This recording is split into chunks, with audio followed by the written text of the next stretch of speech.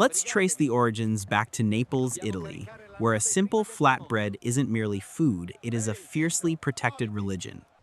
Born in the 18th century as cheap sustenance for poor sailors, Neapolitan pizza has been elevated into a fortress of culinary extremism.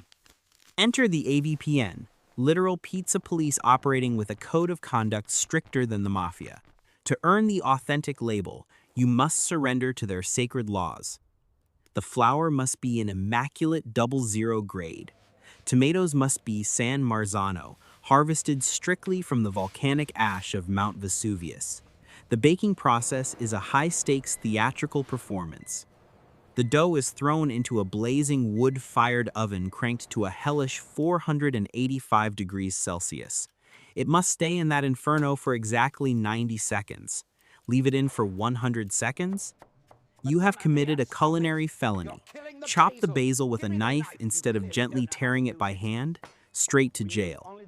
The center of a true pie is so notoriously wet and soupy that eating it with your hands makes you look like an absolute savage. This fanatical devotion peaked when Italy lobbied UNESCO to grant Neapolitan pizza, making official cultural heritage status. Let that sink in. They placed a baked circle of dough on the exact same pedestal as the ancient pyramids. For Italians, a margherita with its red sauce, white mozzarella, and green basil perfectly mimicking the national flag is not just a meal, it is a patriotic declaration. Add pepperoni, and you declare war on a nation. Leaving behind the arrogant purity of Italy, we crash headfirst into an empire built purely on hustle, convenience, and the suffocating speed of urban life, the iconic New York slice. This pizza was never engineered for a romantic sit-down dinner with a white tablecloth and a glass of fine wine. It is a massive, greasy, floppy triangle of industrial-grade carbohydrates designed specifically for people who do not have the time to stop breathing, let alone sit down. Why do true New Yorkers always aggressively fold their slice right down the middle? Because if you hold it flat, you are immediately marked as an oblivious tourist or a cop wearing a wire. But behind this cheap, working-class fuel lies a legendary culinary secret. The magic behind the signature chewy, crispy crust isn't a guarded family recipe or expensive imported flour. It is the New York City tap water. The unique mineral composition flowing through the city's aging pipes reacts with the dough to create an absolutely unreplicable texture. Hundreds of ambitious pizzeria owners have tried to open authentic spots in other states using the exact same ingredients, only to fail miserably because the water was fundamentally different. The street hustle is so vicious that prime corner cart permits were once sold on the black market for over $200,000. At $3 a slice, this greasy triangle flawlessly fuels 8 million frantic souls daily. It isn't art, it is pure urban survival. If you bring a Chicago deep dish and place it in front of a traditional Italian chef, prepare yourself for immediate physical violence. This creation is an absolute, unapologetic middle finger to every sacred culinary rule ever established.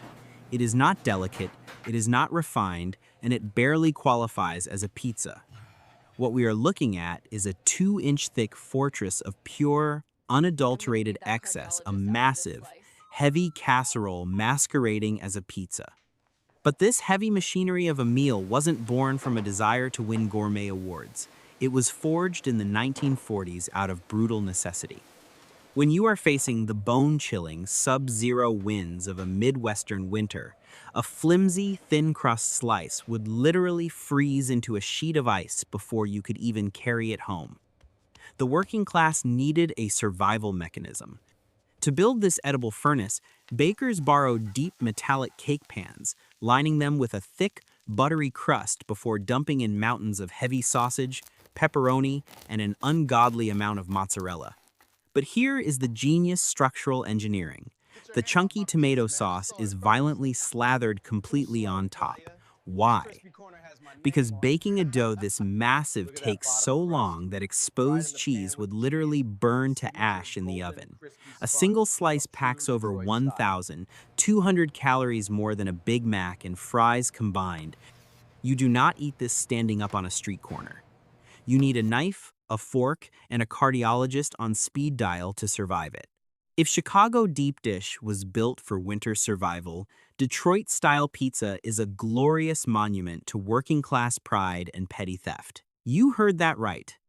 This legendary rectangular pie wasn't born in a high-end kitchen with imported baking stones. It was baked in stolen property. In the 1940s, auto workers at the Ford assembly plants in Motor City quietly smuggled out heavy blue steel utility pans, originally designed to hold small car parts, and brought them to local pizzerias. That industrial-grade steel is the absolute secret weapon behind this masterpiece. When the thick, airy dough is pressed into these pans and buried under a massive layer of cheese, the intense heat of the metal creates sheer culinary magic. The cheese melts aggressively down the scorching sides, forming a dark, caramelized, and dangerously crispy crust that people will literally fight over. In most other pizza styles, the outer edge is treated like discarded trash. In Detroit, those four burnt corners are the most valuable real estate on the entire pie. The dough itself is fried in so much oil at the bottom that it becomes a crispy sponge.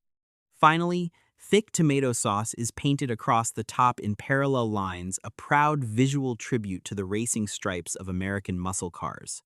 Every single bite tastes like unapologetic industrial pride, proving that the greatest culinary innovations are often happy accidents built on a foundation of stolen factory cookware.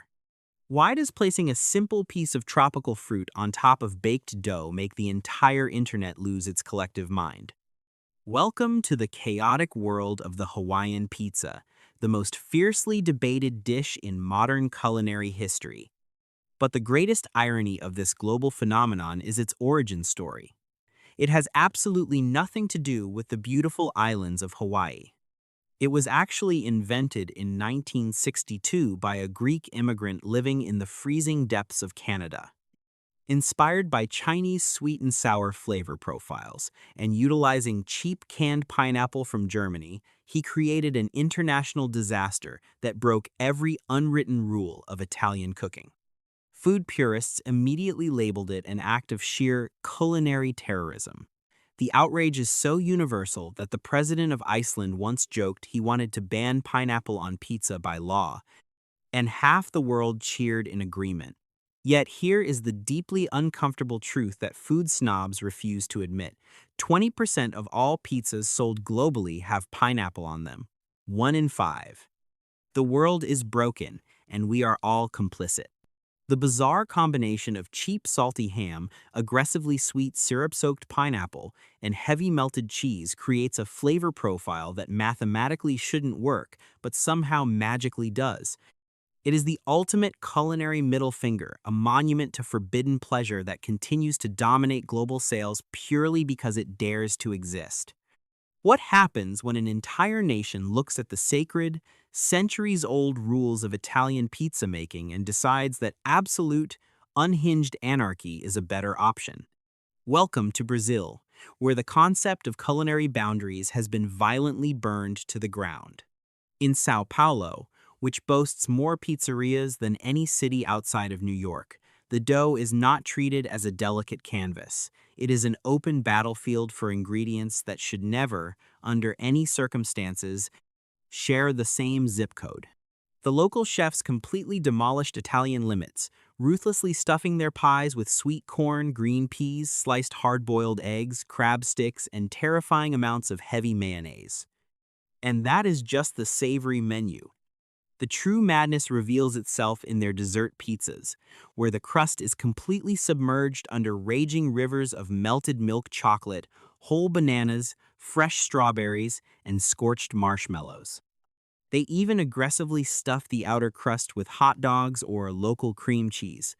The sheer disrespect for tradition was so profound that angry Italian purists actually attempted to sue Brazilian pizzerias in international court for defaming and destroying their cultural heritage. But here is the greatest plot twist in pizza history: the Italians lost. The Brazilian defense was brutally simple. We are not making Italian pizza. We are making Brazilian pizza. The judge agreed, legally blessing this glorious edible chaos. When you give absolute creative freedom to a population that refuses to acknowledge the word no, the result is pure culinary lawlessness. The world has long been brainwashed into believing that to legally call something a pizza, you must strictly bow to the holy trinity of ingredients: baked dough, vibrant tomato sauce, and melted cheese. But step outside the borders of Italy, and these arrogant rules instantly crumble to dust. In the historically contested border region between France and Germany, the Alsace locals proudly serve the tarte flambée. This rustic masterpiece completely strips away both the tomato and the mozzarella. Instead, it features an ultra-thin, cracker-like dough smothered in a luxuriously rich layer of crème fraiche, paper-thin sliced onions, and heavy chunks of smoky bacon. The wildest part? This wasn't even originally designed as a gourmet dish. It was literally invented as a sacrificial flame cake thrown into wood-fired ovens by impatient farmers simply to test if the temperature was hot enough to bake their daily bread. Traveling further east to Turkey, we encounter lahmacun, a dish that delivers another devastating blow to Western definitions. This incredibly thin flatbread is aggressively topped with a heavily spiced mixture of minced meat, garlic, herbs, and chili flakes. There is absolutely zero cheese in sight, and it is traditionally rolled up and eaten like a wrap. While ignorant tourists stubbornly label it Turkish pizza, the proud locals refuse to use the Italian word, completely rejecting global culinary assimilation. When massive American pizza franchises attempted to conquer the Asian market, they quickly collided with a ruthless reality: adapt to the local palate or face absolute extinction.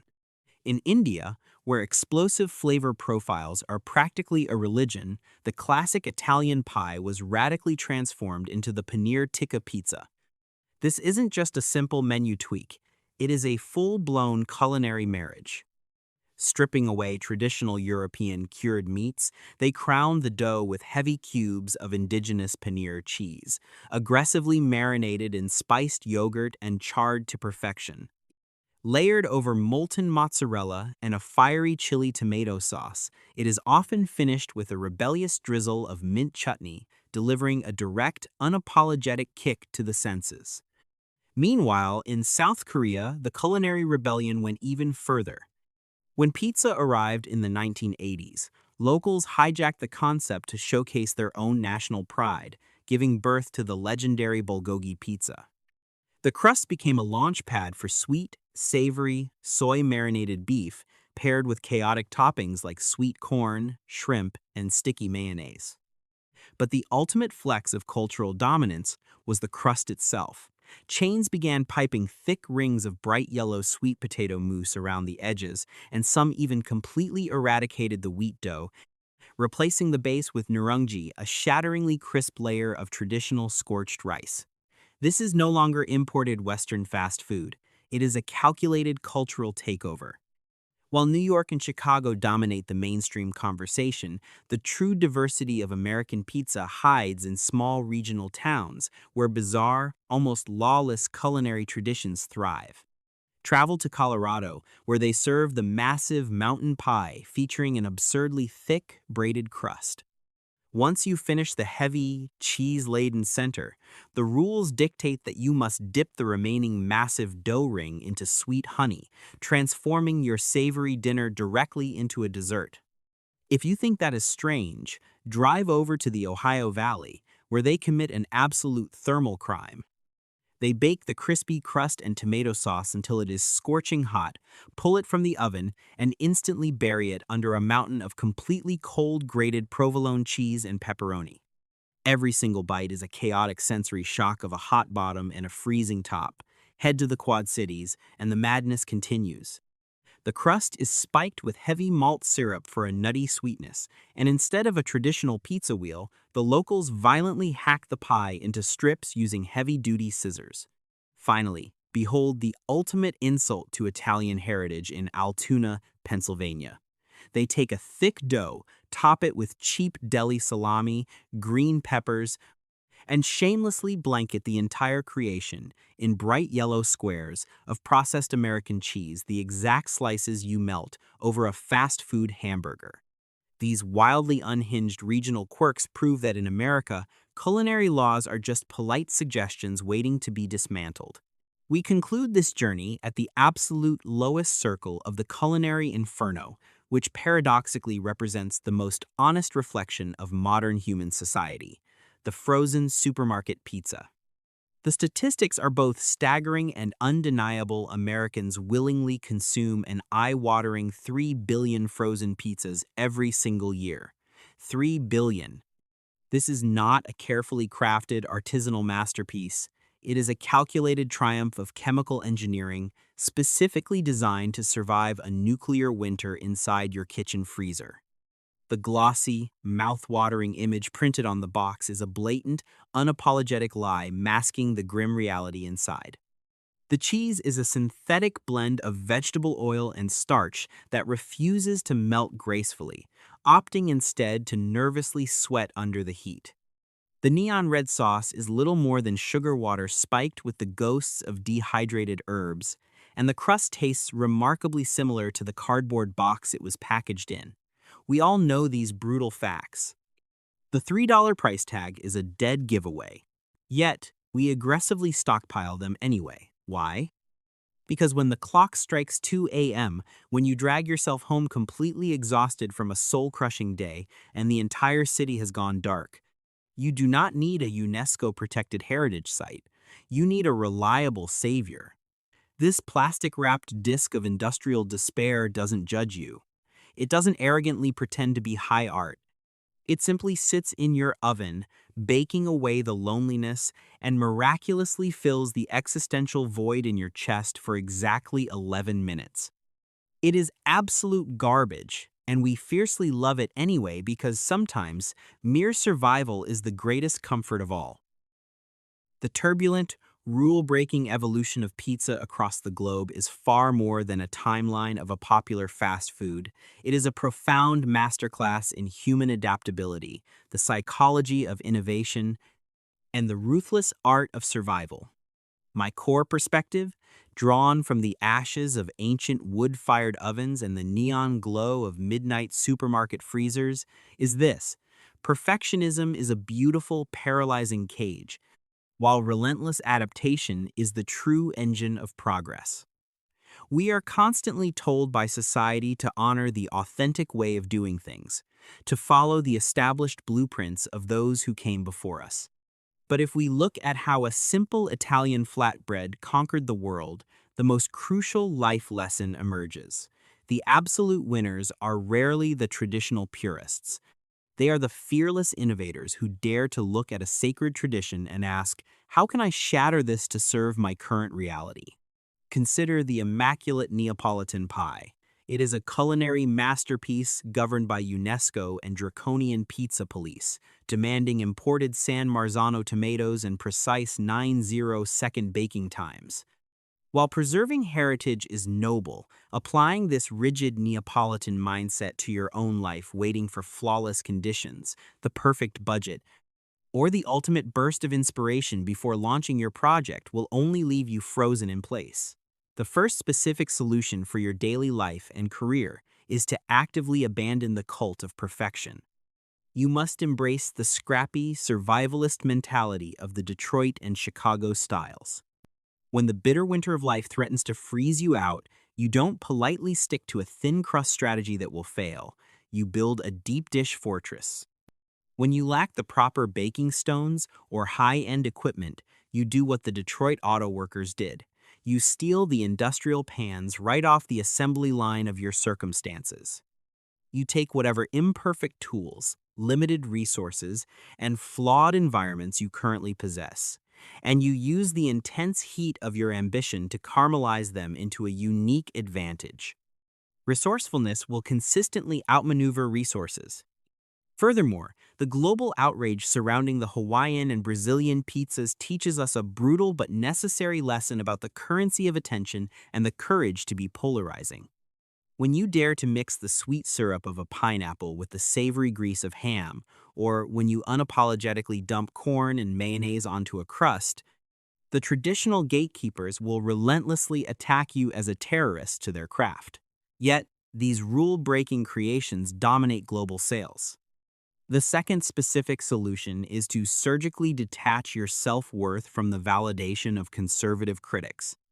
If you are trying to capture attention, build a loyal community, or market a brand in today's saturated digital landscape, playing it safe and seeking universal approval is a guaranteed death sentence. You must have the audacity to be a Hawaiian pizza in a room full of margarita purists. Lean into your boldest, most unconventional ideas. Let the critics complain in the comment sections. Their outrage is simply the friction needed to propel your unique message to the exact audience craving your specific flavor of chaos. True impact requires a willingness to be misunderstood. Finally, we must confront the uncomfortable, cardboard reality of the 3 billion frozen pizzas consumed annually. They are synthetic, unglamorous, and devoid of culinary romance. Yet, they represent the most profound lesson in sheer utility and consistency. The third specific solution is to recognize that sometimes people do not want a masterclass in aesthetics, they just need you to show up. Whether you are delivering a marketing campaign, publishing a video, or supporting a friend in crisis, being the reliable entity that is there at 2 a.m. when all the fancy establishments have closed is infinitely more valuable than being a flawless masterpiece that is never accessible. Consistency and raw utility will always forge deeper trust than sporadic perfection. In conclusion, your life trajectory, your career, and the narratives you share with the world should never be trapped in a rigid 18th century recipe.